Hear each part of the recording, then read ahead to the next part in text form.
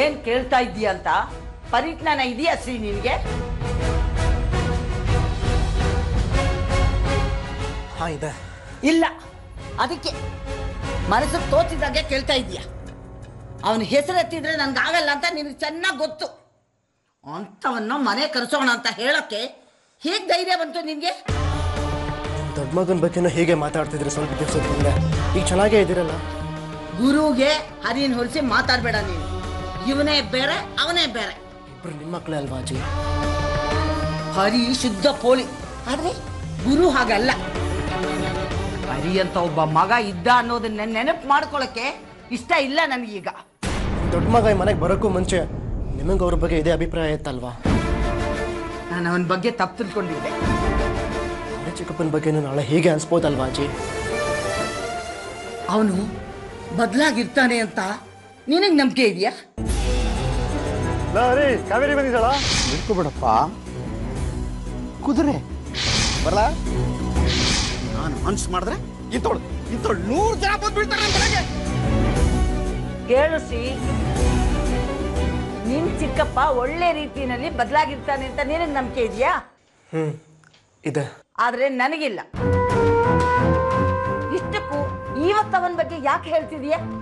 ಅದು ಅಪ್ಪ ಅಮ್ಮನ ಆನಿವರ್ಸರಿ ಸದ್ಯದೆಲ್ಲ ಇದೆಯಲ್ಲ, ಅದಕ್ಕೂ ಹರಿಗೂ ಏನ್ ಸಂಬಂಧ? ಆ ಟೈಮಲ್ಲಿ ನಿಮ್ಮ ದೊಡ್ಡ ಮಗನ್ಗೆ ತಮ್ಮ ಜೊತೆಗಿಲ್ಲ ಅಂತ ಫೀಲ್ ಆಗ್ಬಹುದು. ಇಷ್ಟು ವರ್ಷ ಹೆಂಡತಿ ಮಗನ್ನ ಮರೆತು ಎಲ್ಲೋ ಇದ್ದವನು ಆನಿವರ್ಸರಿ ದಿನ ತಮ್ಮನ್ ಮಿಸ್ ಮಾಡ್ಕೊಳ್ತಾನ? ನನಗೆಲ್ಲ ಗೊತ್ತು. ಹರಿನ್ ಮನೆ ಕರೆಸ್ಬೇಕು ಅಂತ ಇರೋದು ನಿನ್ನ ಯೋಚನೆ ಅಲ್ಲ. ಅದನ್ನೇ ಇನ್ಯಾರೋ ನಿನ್ ತಲೆಗೆ ತುಂಬಿದ್ದಾರೆ.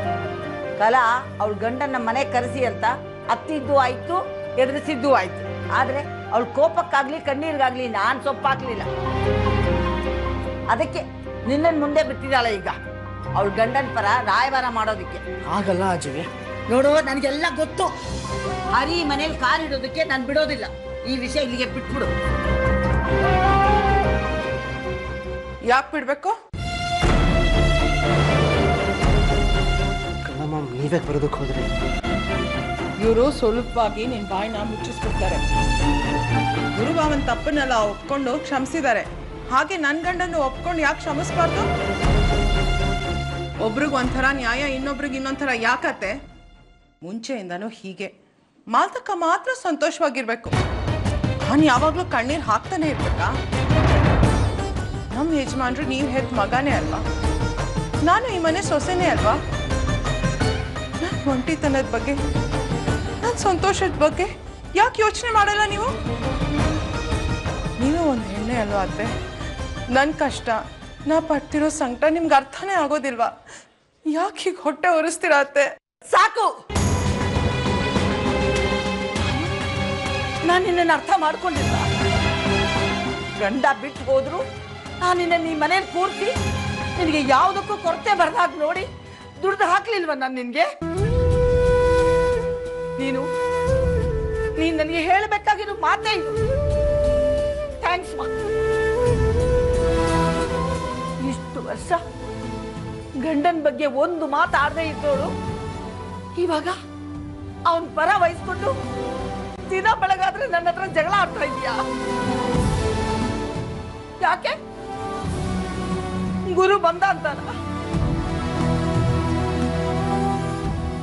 ಆಯ್ತು, ನಾನು ಗುರು ಮಾಲ್ತಿನ ಕರ್ಕೊಂಡು ಈ ಮನೆ ಬಿಟ್ಟು ಹೋಗ್ತೀನಿ.